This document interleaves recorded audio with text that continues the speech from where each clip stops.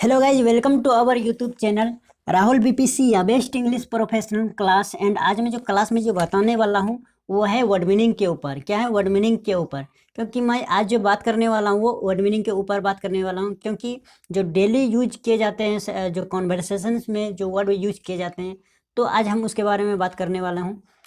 क्योंकि कुछ ऐसे वर्ड होते हैं जो कि जब तक आप लोग इंग्लिश सीखते हैं तो इंग्लिश सीखते वक्त आपको यानी कि वर्ड की ज़रूरत होती है, यानी कि जो वर्ड होते हैं इंग्लिश में उसकी ज़रूरत होती है, हमें मीनिंग की भी ज़रूरत होती है। कहीं ना कहीं अगर हम इंग्लिश लिखते हैं या पढ़ते हैं या बोलते हैं तो कहीं ना कहीं इसका यानी कि वर्ड का यूज होता है, तो हम वर्ड कहाँ खोजेंगे? तो इसीलिए इस वीडियो में बताए गए अनुसार फॉलो कीजिए। 100% मैं गारंटी लेता हूँ कि एक वर्ड को याद करने में आपको ज़्यादा रटने का कोई ज़रूरत नहीं पड़ेगा, क्योंकि रटने से कोई फ़ायदा नहीं है। अगर आप आज रट लेते हैं 2 दिन के बाद जाहिर से आप लोग भूल जाएंगे। क्यों भूलेंगे? क्योंकि उसको फिर वापस से जो देखते हैं यानी पलट के नहीं देखेंगे। ऐसा हो सकता है कि अगर आप जो मेरे बताए गए अनुसार आप फॉलो करते हैं तो 100% है कि आप ज़िंदगी में कभी नहीं भूल सकते। जैसे कि एक एग्जांपल लेते हैं, जैसे कि एड्रेस, ADDRESS क्या है? एड्रेस। इसको हम क्या पढ़ेंगे? एड्रेस पढ़ेंगे। एड्रेस मतलब क्या होता है? पता। आप जानते हैं भाषण, पता भी होता है और भाषण भी होता है और भाषण देना भी होता है। इस तरह का इसमें मतलब मीनिंग निकल कर आता है, राइट। अगर हम इसको याद करते हैं तो कैसे याद करेंगे? जैसे कि आपका पता, योर एड्रेस, आपका पता, योर एड्रेस, आपका पता बताइए, यानी कि लेट, यानी कि टेल मी योर एड्रेस, आपका पता बताइए, टेल मी योर एड्रेस। इस तरह का मुझे अपना पता बता देना, इस तरह का let me know your address. इस तरह का मतलब जो सेंटेंस है वो बना के रख सकते हो, राइट। अगर इस तरह का बनाने से यही फायदा होगा कि आज हम पढ़े 2-4 दिन के बाद अगर आप नोटबुक पलटाएंगे या नोटबुक देखेंगे तो जाहिर सी बात है कि 2 दिन के बाद हम इसको देखते हैं ना, तो कहीं ना कहीं वो चीज़ याद रहेगा 100%। अगर वही हम रट लेते हैं, उसको छोड़ देते हैं हफ्ता या महीना भर, तो महीना भर तो हम ज़्यादा बोल दिए कि वो हम हफ्ते के अंदर भूल जाते हैं।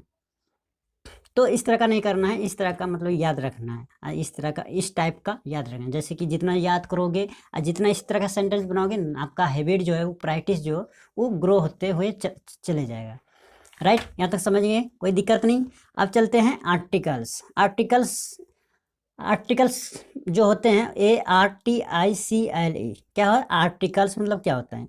वस्तु, लेख, उपदत्त या निबंध या अनुच्छेद, इस तरह का इसमें मीनिंग निकल कर आता है। अब इसको हम यूज कैसे करेंगे? जैसे कि फॉर एग्जांपल, आर्टिकल्स मतलब पता है आपको कि क्या होता है?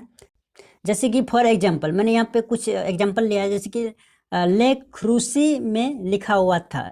जो लेख जो है वो रूसी में लिखा हुआ था। जैसे कि इसका जो इंग्लिश होगा, जैसे कि the articles was written in Russian, तो इस तरह का बना सकते हैं। जैसे कि लेख हिंदी में लिखे हैं, जैसे कि लेख हिंदी में लिखे, द आर्टिकल्स राइट इन हिंदी। इस तरह का मतलब यूज कर सकते हो सेंटेंस और बना के रख सकते हो आपके फायदे के लिए, इस तरह का। तो अब चलते हैं शॉर्ट में। यहाँ तक पता हो गया, मतलब पता चल गया कि आपको कैसे यूज करना है वर्ड को और कैसे याद भी करना है। और वो एक वर्ड में मतलब एक से अधिक अर्थ वाले इसमें इस वीडियो में बता रहा हूँ। क्योंकि देखिए एक वर्ड में कम नहीं चलने वाला अगर एक वर्ड को जानते हैं।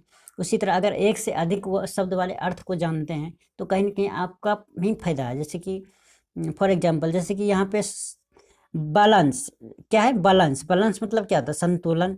तराजू भी बोलते हैं और शेष भी बोलते हैं। कई कई हम देखते हैं कि शेष भी बोलते हैं, यानी कि जैसे कि फॉर एग्जांपल मतलब जैसे कि राम के पास पैसा है, जैसे कि राम के पास एक शेष पैसा हुआ है, पैसा है, तो उसको हम क्या बोलेंगे कि राम भाई जो है आपके पास बैलेंस पड़ा हुआ है, यानी कि शेष पड़ा हुआ है। इस तरह का मतलब यूज करते हैं लोग बोलचालिया में, मतलब कि बोलचाल में यूज करते हैं। कई लोग को देखें हम भी यूज करते हैं। लेकिन उसका जो संतुलन होता है, जैसे कि बैलेंस मतलब संतुलन भी होता है, तराजू भी होता है। बैलेंस उसको क्या बोलते हैं? तराजू भी बोलते हैं, राइट। इस तरह का मतलब कि जो पिछले एग्जाम्पल में मैंने बताया था कि उस तरह का आप लोग सेंटेंस बना के रख सकते हो। यहाँ तक समझिए, कोई दिक्कत नहीं। अब यहाँ पे चलते हैं नेक्स्ट वर्ड पे। मेरा नेक्स्ट वर्ड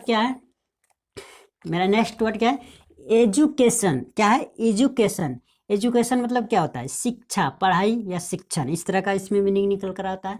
उसी तरह जैसे कि इक्वेशन, यानी कि इक्वेशन मतलब क्या होता है? संतुलन या समता समीकरण या समीकरण, इस तरह का इसमें मीनिंग निकल कर आता है। राइट, यहाँ तक समझ कोई दिक्कत नहीं।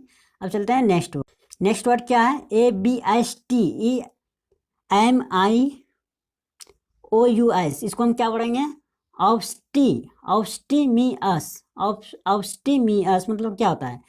संयमी या अल्पाहारी या मिताहारी या निग्राही या स्वल्पहारी, इस तरह का इसमें मीनिंग निकल कर आता है। राइट, यहाँ तक समझ गए, कोई दिक्कत नहीं। उसी तरह और वर्ड है जैसे कि आर्सिनियस, क्या पढ़ेंगे इसको? ARSENIOUS,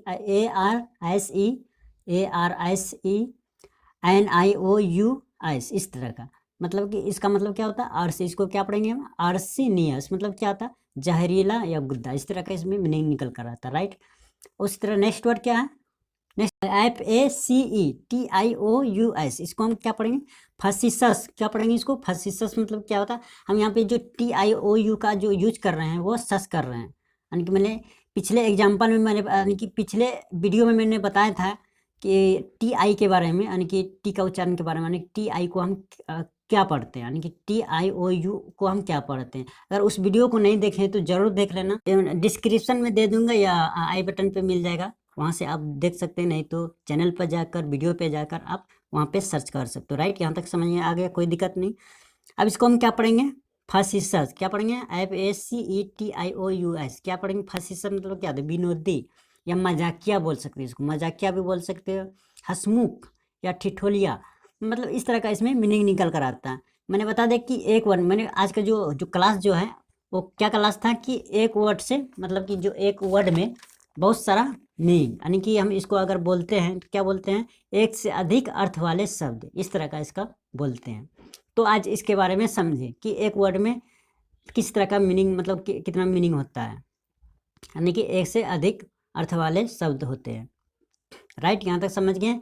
अब आपको कोई दिक्कत नहीं। इस तरह याद करने का भी पैटर्न हम बता दिया कि आपको जो भी याद करते हैं उसको 2-3 दिन के गैप में आपको उसको पढ़ना है, फिर से वापस, यानी कि देखना है आपको, तभी आपको याद रहेगा। ऐसा नहीं कि आज पढ़ लिए कि सारा दिन, मतलब कि जो आज पढ़ लिए आपको इसका ज़रूरत ही नहीं है, अब तो याद हो गया, क्या दिक्कत है पढ़ने की? तो ऐसा नहीं करना है। राइट, यहाँ तक समझ में आ गया, कोई दिक्कत नहीं। अब चलते हैं नेक्स्ट वीडियो में मिलेंगे। Thank you, best of luck. जय हिंद, जय भारत।